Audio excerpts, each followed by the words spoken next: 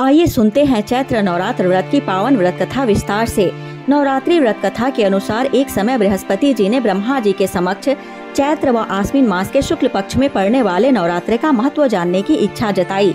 इन्होंने कहा, इस व्रत का क्या फल है, इसे किस प्रकार किया जाता है, सबसे पहले इस व्रत को किसने किया, ये सब विस्तार से कहिए। बृहस्पति जी के प्रश्नों का जवाब देते हुए ब्रह्मा जी ने कहा, हे बृहस्पति, प्राणियों के हित की इच्छा से तुमने बहुत अच्छा प्रश्न किया है। जो इंसान मनोरथ पूर्ण करने वाली माँ दुर्गा, महादेव, सूर्य और नारायण का ध्यान करता है वे धन्य है। यह नवरात्र व्रत संपूर्ण मनोकामनाओं को पूर्ण करने वाला है। इस व्रत को करने से पुत्र सुख, धन, विद्या और सुख मिलता है। इस व्रत को करने से रोग दूर हो जाता है, घर में समृद्धि की वृद्धि होती है, बंध्या को पुत्र प्राप्त होता है, समस्त पापों से छुटकारा मिल जाता है। जो मनुष्य इस नवरात्र व्रत को नहीं करता वह अनेक दुखों को भोगता है। यदि व्रत करने वाला मनुष्य सारे दिन का उपवास न कर सके तो एक समय भोजन करे और 10 दिन बांधवों सहित नवरात्र व्रत की कथा का श्रवण करे। हे बृहस्पति, जिसने पहले इस महाव्रत को किया है वह कथा मैं तुम्हें सुनाता हूँ। ब्रह्मा जी बोले, प्राचीन काल में मनोहर नगर में पीठत नाम का एक अनाथ ब्राह्मण रहता था। वह माँ दुर्गा का भक्त था। उसे संपूर्ण सद्गुणों से युक्त सुमति नाम की एक अत्यंत सुंदर कन्या उत्पन्न हुई। वह कन्या अपने पिता के घर में अपनी सहेलियों के साथ क्रीड़ा करती हुई इस प्रकार बढ़ने लगी जैसे शुक्ल पक्ष में चंद्रमा की कला बढ़ती है। उसका पिता प्रतिदिन जब दुर्गा की पूजा करके होम किया करता वह उस समय नियम से वहाँ उपस्थित रहती। एक दिन सुमति भगवती के पूजन में उपस्थित नहीं हुई। उसके पिता को पुत्री की ऐसी असावधानी देख क्रोध आया और वह पुत्री से कहने लगा, अरे दुष्ट पुत्री, आज तूने भगवती का पूजन नहीं किया, इस कारण मैं किसी कुष्ठ रोगी या दरिद्र मनुष्य के साथ तेरा विवाह करूंगा।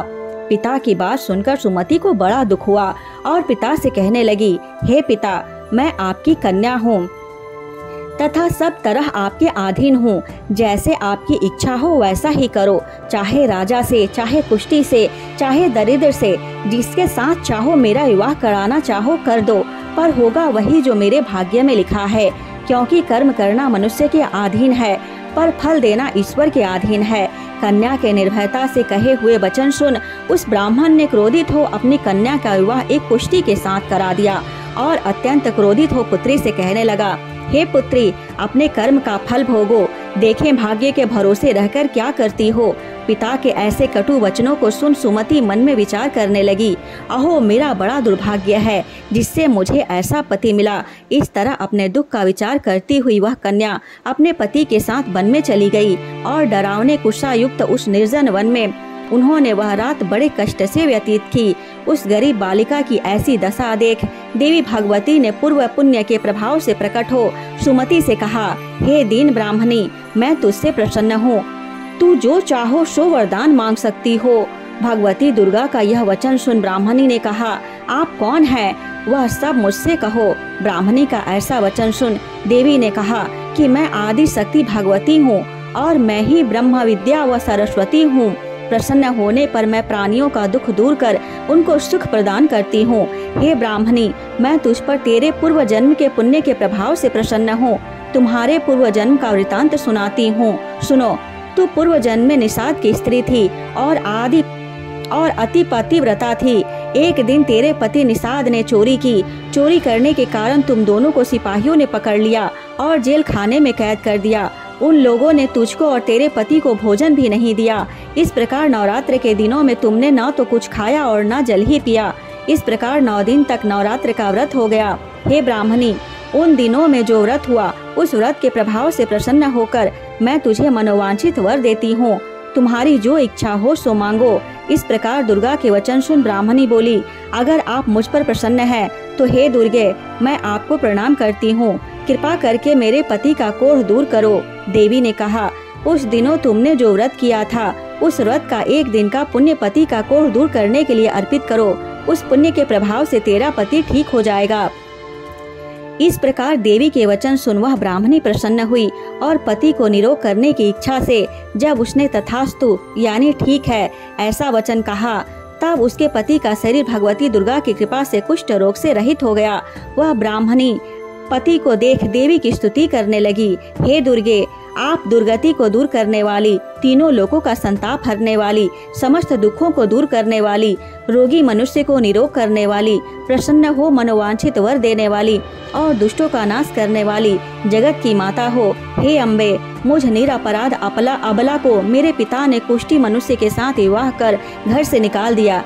पिता से तिरस्कृत निर्जन वन में विचर रही हूँ। आपने मेरा इस विपदा से उद्धार किया है। हे देवी, आपको प्रणाम करती हूँ, मेरी रक्षा करो। उस ब्राह्मणी की ऐसी स्तुति सुन देवी बहुत प्रसन्न हुई और ब्राह्मणी से कहा, हे ब्राह्मणी, तेरे उदालय नामक अति बुद्धिमान धनवान कीर्तिवान पुत्र शीघ्र उत्पन्न होगा।